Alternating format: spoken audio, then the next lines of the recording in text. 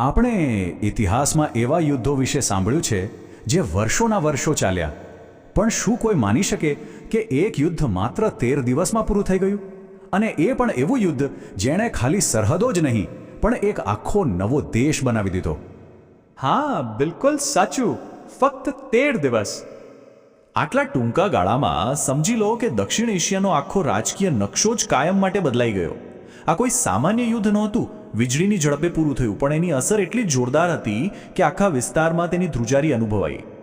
16 December 1971 ઢાકામાં પાકિસ્તાની સેનાએ હથિયાર હેઠા મૂકી દીધા. પણ સવાલ એ છે કે માત્ર 13 દિવસમાં આ નોબત આવી કેવી રીતે? આ આખા સંઘર્ષના મૂળ ક્યાં હતા?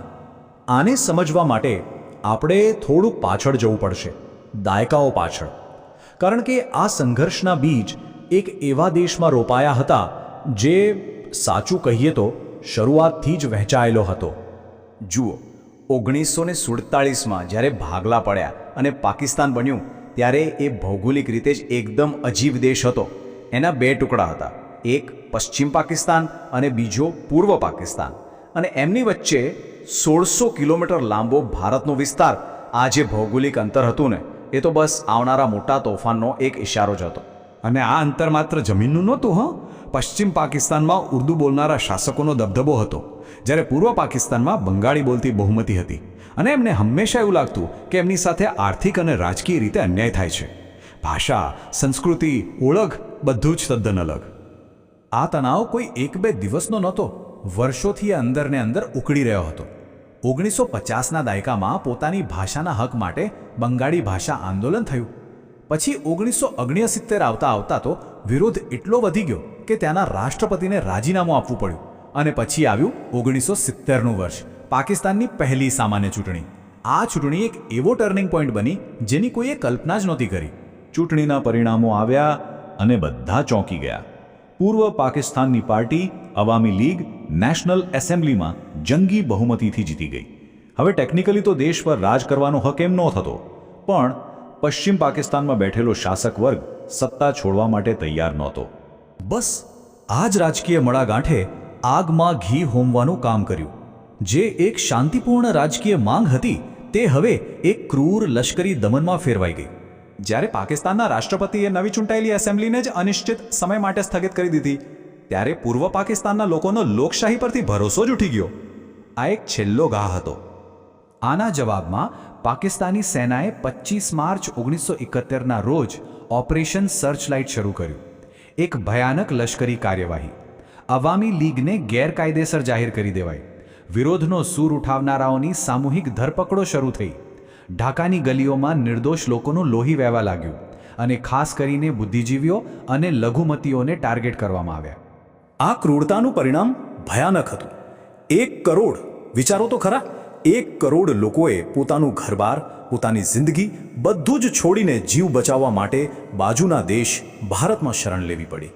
અને જેઓ પાછળ રહી ગયા, એમનું શું? એમની પર અત્યાચાર ચાલુ જ રહ્યો. એક અંદાજ મુજબ પાકિસ્તાની સેના અને એના સહયોગીઓ દ્વારા લગભગ 30 લાખ જેટલા નિર્દોષ નાગરિકોની હત્યા કરવામાં આવી. આ એક એવું ભયંકર માનવીય સંકટ હતું જે હવે સીધું ભારતના દરવાજે આવીને ઊભું રહી ગયું હતું. આ શરણાર્થીઓનો પ્રવાહ અને પાકિસ્તાની સેનાના અત્યાચારોને કારણે ભારતે આખરે હસ્તક્ષેપ કરવાનો નિર્ણય લીધો. અને આની સાથે જ શરૂ થયું એક એવું યુદ્ધ જે જમીન, હવા અને દરિયો એમ 3 મોરચે એક સાથે લડાયું. હવે જો આંકડા પર નજર કરીએ તો દેખીતી રીતે જ ભારતનું પલડું ભારે હતું. એમની પાસે સૈનિકો પણ વધારે હતા, ટેન્ક પણ વધારે હતી અને વિમાનો તો લગભગ બમણા હતા. પણ આપણે જાણીએ છીએ કે યુદ્ધ ફક્ત આંકડાઓથી નથી જીતાતું. યુદ્ધની સત્તાવાર શરૂઆત પાકિસ્તાને કરી. 3 ડિસેમ્બરે પાકિસ્તાની વાયુસેનાએ અચાનક જ ભારતના એરબેઝ પર હવાઈ હુમલા કરી દીધા. બસ આ હુમલા પછી ભારતે પણ યુદ્ધની ઘોષણા કરી અને પોતાની સેનાને પૂર્વ પાકિસ્તાનમાં ઉતારી દીધી. પૂર્વમાં ભારતીય સેનાની રણનીતિ એકદમ સ્પષ્ટ હતી: વીજળી વેગી હુમલો. એમનો પ્લાન પાકિસ્તાની સેનાની મજબૂત ચોકીઓ પર અટકીને સમય બગાડવાનો ન હતો, પણ એમને બાયપાસ કરીને સીધા રાજધાની ઢાકા પર કબજો કરવાનો હતો. અને આ રણનીતિ સફળ થઈ, કારણ કે આ એકદમ સંકલિત હુમલો હતો. જમીન પર T-55 ટેન્કો રોકેટની જેમ આગળ વધી રહી હતી, તો દરિયામાં INS વિક્રાંતે નાકાબંધી કરીને દુશ્મનને ચારે બાજુથી ઘેરી લીધો હતો.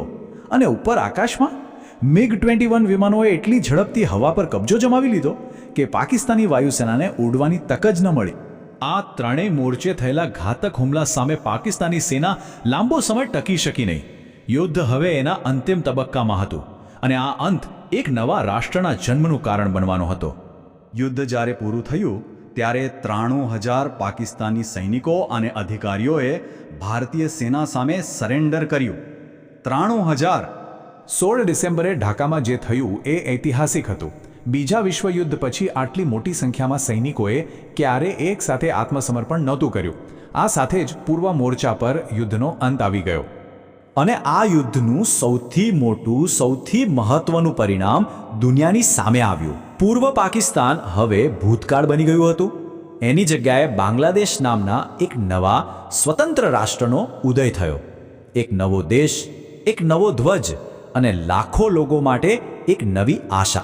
તો આ 13 દિવસના યુદ્ધે ફક્ત નકશો જ નહોતો બદલ્યો, એણે દક્ષિણ એશિયામાં પાવર બેલેન્સને પણ કાયમ માટે બદલી નાખ્યું. અને આ ઘટના આજે પણ આપણને એક સવાલ પૂછે છે. અડધી સદી પહેલાં થયેલો આ સંઘર્ષ આજે પણ આ વિસ્તારની રાજનીતિ અને ભવિષ્યને કેવી રીતે આકાર આપી રહ્યો છે?